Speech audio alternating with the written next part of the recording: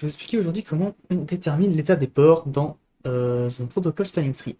Donc, tout d'abord, il y a trois états de port possibles, hein. On a l'état root, on va le mettre en vert. On a l'état désigné en français. Moi, je l'appelle désigné. Voilà. Ensuite, on va mettre en rouge, c'est trop proche, peut-être en mauve, on va mettre les ports bloqués. Donc voilà, on a ces trois états possibles. Avant de commencer, il faut d'abord déterminer lequel de nos commutateurs sera ce qu'on appelle le commutateur root. Pour cela, tout simplement, on va y venir ici regarder les priorités. Donc on voit qu'ici les priorités elles sont pareilles.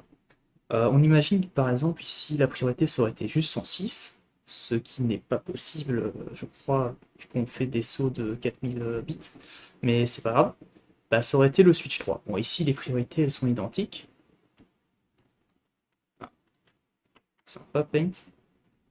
Du coup, ce qu'on fait, c'est qu'on regarde l'adresse MAC. Donc ici, on a 2, on a A, on a 4, donc le plus petit sera 2, donc notre route, ce sera le switch 1.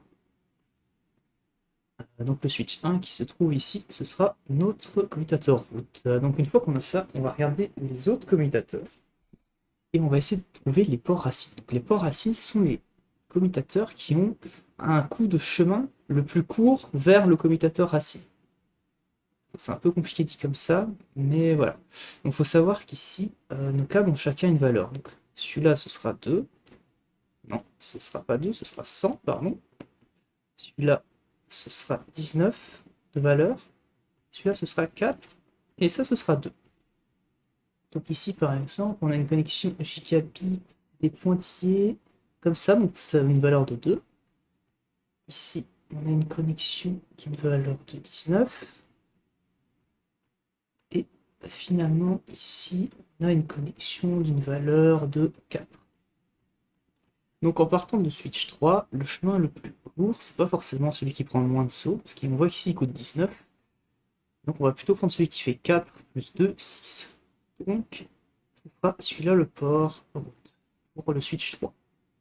On ne doit pas désigner de port route sur le switch 1 parce que les ports routes c'est le chemin le plus court vers le commutateur racine, donc ça n'a pas de sens.